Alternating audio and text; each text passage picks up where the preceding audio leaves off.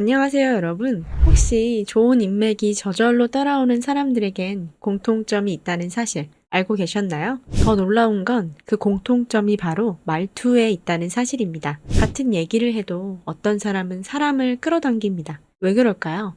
오늘은 좋은 인맥이 저절로 따라오는 사람들의 대화 공통점 탑5를 하나하나 풀어드릴게요. 진짜로 듣는다. 좋은 인맥이 따라오는 사람은요, 대화를 흘려듣지 않습니다. 같이 얘기해보면 금방 알아요.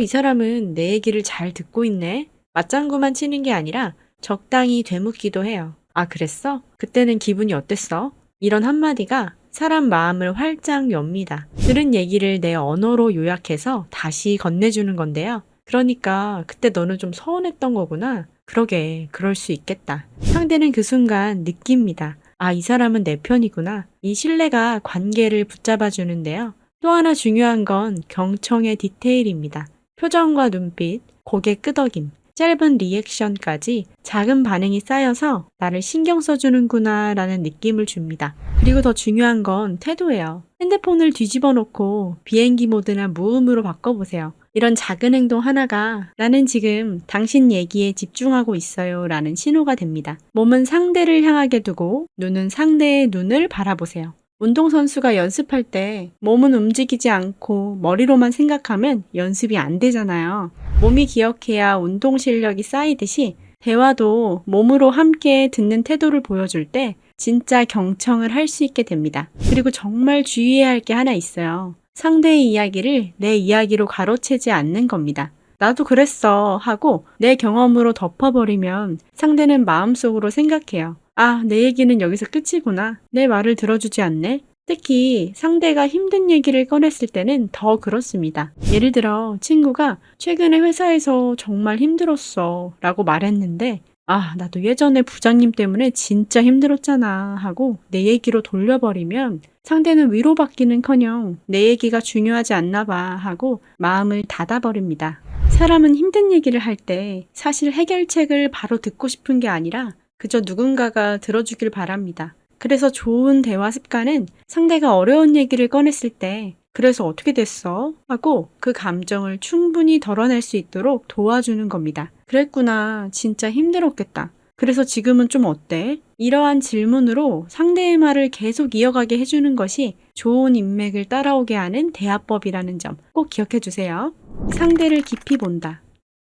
말 잘하는 사람보다 질문을 잘하는 사람이 인맥이 좋습니다. 좋은 질문은 상대를 빛나게 하는데요. 내가 돋보이는 게 아니라 상대가 자기 이야기를 자연스럽게 꺼내게 만들어주죠. 이 부분은 너가 정말 잘했다. 너라서 가능한 일이었어. 이런 말은 단순한 칭찬 같아도 사실은 관심이에요. 관심은 사람 마음을 녹이는데요. 그리고 더 좋은 건요. 상대가 미처 몰랐던 숨겨진 장점을 알려주는 겁니다. 예를 들어 친구가 무심코 그때 그냥 별 생각 없이 도와준 거야 라고 말했을 때 아니야, 너 아니었으면 그 상황에서 나설 사람 아무도 없었을걸? 너가 원래 상황을 잘 살피는 센스가 있잖아. 이렇게 말해보세요. 상대는 내가 그런 점이 있었나 하고 스스로도 몰랐던 장점을 발견하게 됩니다. 이런 작은 칭찬은 뻔하지 않아요. 진짜 그 사람의 성격과 태도를 봐야 나오는 말이니까요. 좋은 질문 하나는 상대가 몰랐던 자신감을 꺼내줍니다. 그 일을 할 때 제일 힘들었던 건 뭐였어? 근데 너가 그걸 해낼 수 있는 이유는 뭐였을까?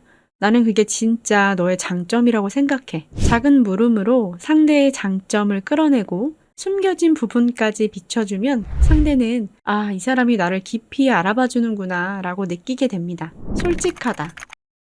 괜히 대화를 잘하려고 포장하고 과장하는 분들 있죠? 예를 들어 친구가 어제 그 일 도와줘서 진짜 고마웠어 라고 하면 에이, 별거 아니야. 나 아니면 누가 했겠어 하고 필요 이상으로 크게 말하거나 사실은 작은 도움인데 나였으니까 다 해결했지 라는 식으로 더하는 거예요. 이런 태도는 듣는 사람에게 은근히 부담을 줍니다. 또 모임에서 재미있게 보이려고 나 옛날에 이것도 하고 저것도 했잖아 하고 사실보다 지나치게 부풀려 얘기하는 겁니다. 하지만 이런 식의 대화는 나중에 들통이 날 수 있고 오히려 그동안 쌓아온 신뢰가 한 번에 무너질 수 있어요. 좋은 인맥이 따라오는 사람은 솔직합니다. 불편한 건 불편하다고 말해요. 그 부분은 조금 아쉬웠어 라고 말이죠.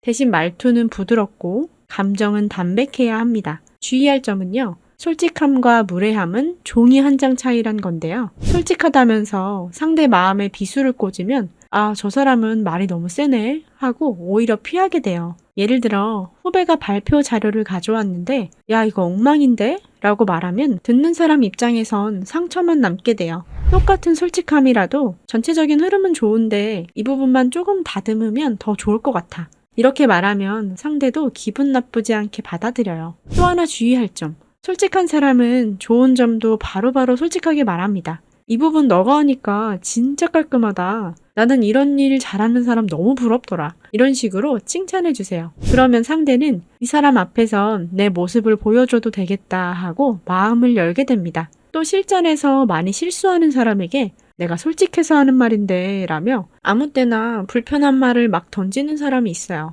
특히 모두가 함께 있는 사적인 자리에서 날카로운 말은 절대 금물이에요. 그 얘기는 나중에 둘이 있을 때 따로 말해줄게. 이렇게 타이밍과 장소를 지키는 것도 솔직함을 지혜롭게 쓰는 방법입니다. 자신감 있는 겸손. 많은 사람들이 겸손은 그냥 나를 낮추고 감추는 것이라고 착각합니다. 근데요, 정말 사람을 끌어당기는 건 자신감 있는 겸손이에요. 자신감이 있는 겸손은요, 자기 자랑을 안 하는 게 아니라 자신을 조금 떨어져서 객관적으로 보는 겁니다. 예를 들어 누군가 이번 프로젝트 정말 잘 됐어요 라고 칭찬하면 에이 별거 아니에요 하고 손사래만 치면 듣는 사람은 아 이렇게까지 말 돌릴 필요는 없는데 하고 민망해집니다. 가장 좋은 건 내 노력을 짧게 말하고 같이 한 사람들에게 공을 돌려주는 겁니다. 이번에 진짜 준비 많이 했어요. 근데 사실 옆에서 같이 도와준 팀원분들 덕분에 훨씬 더 잘 됐어요. 이렇게 말하면 사람들은 아, 이 사람은 자기가 한 일에 자신감도 있으면서 절대 혼자만의 공으로 돌리지 않는구나 하고 신뢰를 느낍니다. 그리고 상대가 칭찬했을 때 무조건 아닙니다만 하지 마세요. 변명보다 감사 인사가 먼저 나오는 게 훨씬 센스 있어 보입니다. 고맙습니다. 덕분이에요. 이 짧은 한마디면 충분합니다. 자신감 있는 겸손은 때로는 내 단점과 실수를 먼저 드러내는 것도 포함됩니다. 예를 들어 이번에 실수할까봐 걱정했는데 그래도 우리 팀 덕분에 잘 끝났어요. 이렇게 하면 상대는 저 사람은 겸손하면서 진짜 편안하다 라는 마음이 듭니다. 실전 팁 하나. 겸손하면서도 신뢰를 주는 사람은 칭찬을 받아들이는데 인색하지 않아요. 괜히 그게 뭐 대단한가요? 하고 진짜 아무것도 아닌 것처럼 묻어버리면 상대는 내 진심을 오히려 의심하게 됩니다. 자기가 한 노력은 솔직하게 얘기하세요.